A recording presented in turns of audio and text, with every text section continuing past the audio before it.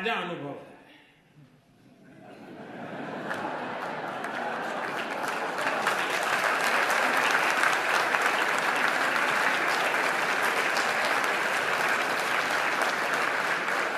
कौन से वाला?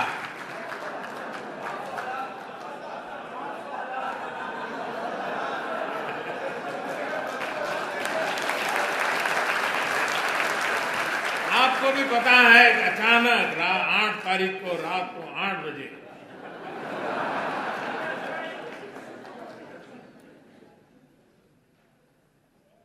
$500 और 1000 की नोट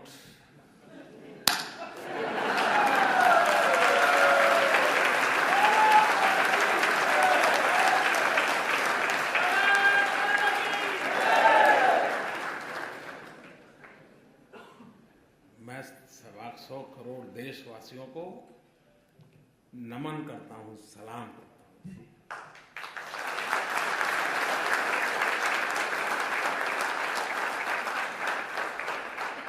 घर में शादी है, वैसे नहीं है। मां बीमार है, 1000 की नोटों का थप्पा है, लेकिन मुश्किल है। इन सब के बावजूद भी तकलीफ है, ये पता है, खुद को है पता है, अड़ोस पड़ोस को है पता है, उसके बावजूद भी लोग मुंह में उंगली डाल डाल करके पूछवाते थे, मोदी को कुछ बोलो, कुछ मोदी के खिलाफ बोलो। ऐसा भी चल रहा है। लेकिन मैं देश के लोगों को 100 सलाम करता हूं।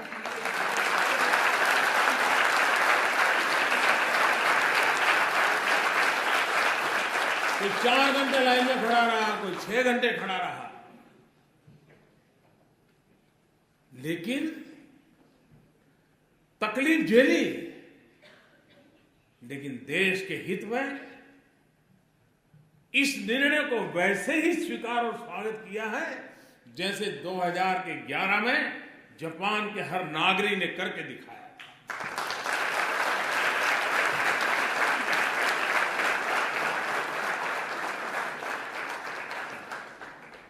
कुछ स्थान पर तो लोग 5-5 घंटे खड़े थे और अचानक एटीएम काम करना बंद कर दिया, तो भी चलो कल ठीक हो जाएगा। ये अपने आप में देश के उज्जवल भविष्य की निशानी है, उज्जवल भविष्य की निशानी है। ये ठीक है कि पाप करने वालों की संख्या कोई ज्यादा नहीं होगी, 1 लाख 2 लाख 5 लाख लोग होंगे। मुसीबत 125 करोड़ को हो रही है, लेकिन फिर भी 125 करोड़ को लगता है कि अगर इतना सा झेलने के बाद, और आपने देखा होगा, अब तो व्हाट्सएप पर सब आता होगा,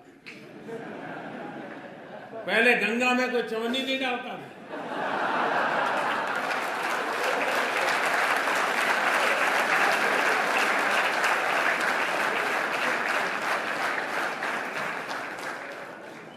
नोटें बह रही है गंगा।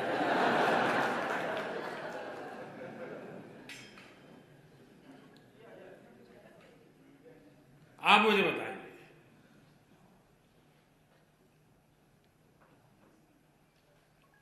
ये चोरी का माल निकलना चाहिए नहीं निकलना चाहिए? सामान्य मानवी को शिकायत ये होती है कि आप एक को फायदा हो दूसरे को नुकसान हो, तो उसको लगता है भाई कानून सबके 500 की नोट गई, सबकी 1000 की नोट गई, मोदी की भी 1000 की नोट अब बाजार में चलने वाली नहीं है, तो लोग कहते भाई ये बढ़िया है। ऐसा होना चाहिए, हर एक के लिए समान उसका असर है। और इस कारण, इस निर्णय से मुझे भी पता नहीं था कि मुझे ऐसे आशीर्वाद मिलेंगे, जिस आशीर्वाद के शायद मैं जब सोच रहा था कि ये करूंगा तो क्या क्या तकलीफ आएगी, क्या क्या फायदा होगा, वो तो मैं सोचा ही नहीं था। मैं दिमाग खपा रहा था कैसे करूं कैसे, और अच्छा ये काम ऐसा था कि लोगों से बता भी नहीं सकता था, अचानक करना पड़े, वरना तो खेल खत्म। जो लोग इतना जमा कर सकते हैं वो अपनी जगह भी कर सकते हैं, तो इसलिए इसको सीक्रेट रखना भी जरूरी था। तो मैं सोच रहा था ये तकलीफ होगी, ये तकलीफ होगी, ये मुश्किल होगा। तो हमारी एक छोटी टीम थी, बैठ करके रास्ते खोज रहे थे। लेकिन मैंने ये नहीं सोचा था उसमें से मुझे कोई आशीर्वाद भी मिलेंगे। जब लोगों को पता चला कि किसी गृहिणी के, कि हर महिला सब्जी लेने जाती है, थोड़ा बचा लेती है, साड़ी के पल्लू में बांध के रखती है, घर में सब खाली हुआ, मुसीबत है वो निकाल के दे देगी, लो जाओ जाओ ले जाओ। हमारे देश में महिला कुछ न कुछ बचा के रखती है, और ईमानदारी का होता है, कोई बेईमानी का पैसा नहीं होता है। जब हमने कह दिया कि अगर किसी गृहिणी का 2.5 लाख रुपया अगर वो बैंक में जमा कर देगी तो सरकार उसको नहीं पूछेगी कि ये 2.5 लाख रुपए कहां से आए थे।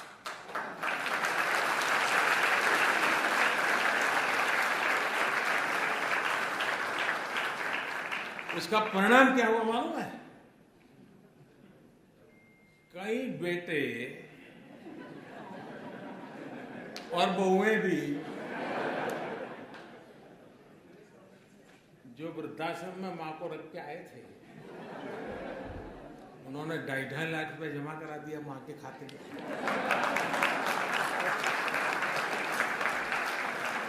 अब मुझे बताइए वो मां मुझे आशीर्वाद देगी कि नहीं देगी? ऐसी वृद्ध मां आशीर्वाद दे तो फिर योजना सफल होने में कोई आशंका रहती है क्या? भाइयों बहनों, ये बहुत बड़ा स्वच्छता का अभियान है। ये किसी को परेशान करने के लिए नहीं है। तकलीफ हुई है, तकलीफ तो होती, मुझे भी अंदाज, मैंने पहले दिन भी कहा, जब 8 तारीख को मैंने राष्ट्र के नाम संबोधन किया तब भी कहा कि इतना बड़ा देश है, 50 दिन दिए हैं, जल्दबाजी करने की जरूरत नहीं। 50 दिन दिए हैं, जाकर के अपने जो ईमानदारी के हक के पैसे हैं वो जमा कराएं, बदले में उनको खाते में पैसे आ जाएंगे। लेकिन मैं इस बात को स्पष्ट मानता हूं, बिना हिसाब का अगर कुछ आया हाथ तो उसका देश आजाद हुआ तब से आज तक का हिसाब चेक करने वाला।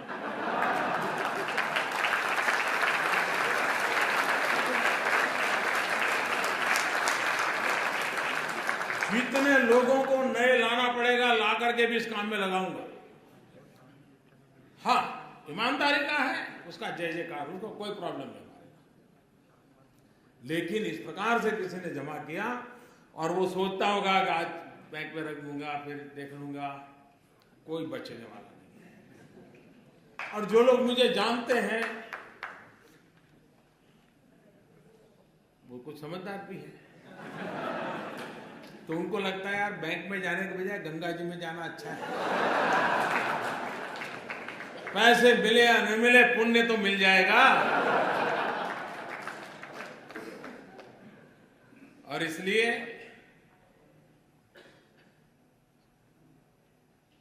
देश को मैं फिर एक बार, आज पहुंचते ही फिर से भी मैं लोगों को बार बार कहने वाला, ईमानदार लोगों की रक्षा करने के लिए मेरी सरकार सब कुछ करेगी और बेईमानों को तो हिसाब चुकता होके ही रहेगा।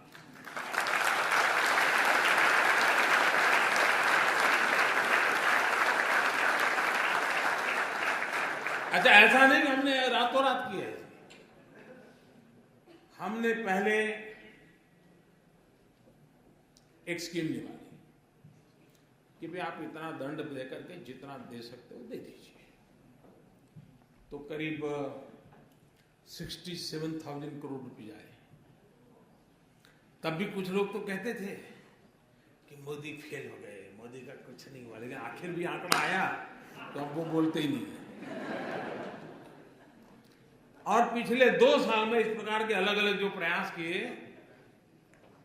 करीब करीब 1.25 लाख करोड़ रुपया वापस आया। 1.25 लाख करोड़ रुपया।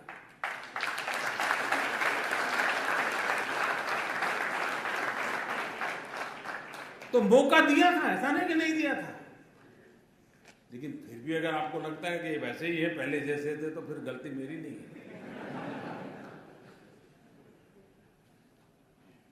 और इसलिए, और जो लोग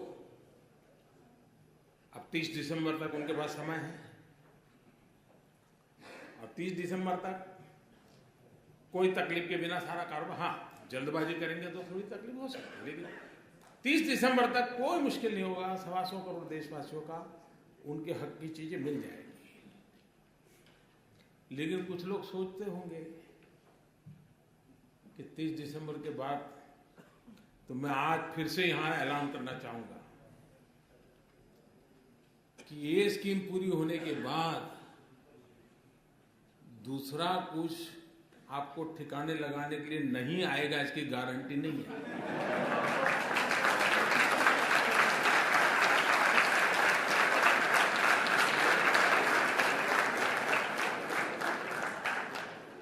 अब दुनिया इतनी बदल चुकी है, हमने मुख्य धारा में, आप ठीक है पहले कर लिया भाई, मैंने मौका दिया है, आ जाइए। नहीं आना है तो आप जानो, आपका नसीब जाने, और आपका नसीब नहीं, आपके बेटों का नसीब की चिंता करो। लेकिन मेरे प्यारे देशवासियों, आप लोग यहाँ कड़ी मेहनत करके भारत का नाम रोशन करने में लगे हैं। आपके पुरुषार्थ से देश का गौरव भी बढ़ता है। दुनिया में जहां भी जाते हैं, भारतीय समुदाय के व्यवहार की बहुत ही सकारात्मक चर्चा विश्व में जहां जहां भारतीय समुदाय रहता है उनसे मिलती है सुनने के लिए, और उसके कारण भारत की साख भी बढ़ती है, भारत की प्रतिष्ठा भी बढ़ती है। तो ये आप लोगों का बहुत बड़ा योगदान है। मैं फिर एक बार आप सबको मिलने का मुझे अवसर मिला, मैं आपका बहुत बहुत धन्यवाद करता हूं, और मैं आपको विश्वास दिलाता हूं कि अब हिंदुस्तान निरंतर आगे बढ़ने वाला है, विकास की नई नई ऊंचाइयों को पार करने वाला है। जो सपने आप दुनिया में जाकर के दुनिया देखते हो, और जो अच्छी चीजें आप हिंदुस्तान में चाहते हो, वो सभी अच्छी चीजें हिंदुस्तान में होना संभव हो चुका है, होके रहेगा। बहुत बहुत धन्यवाद।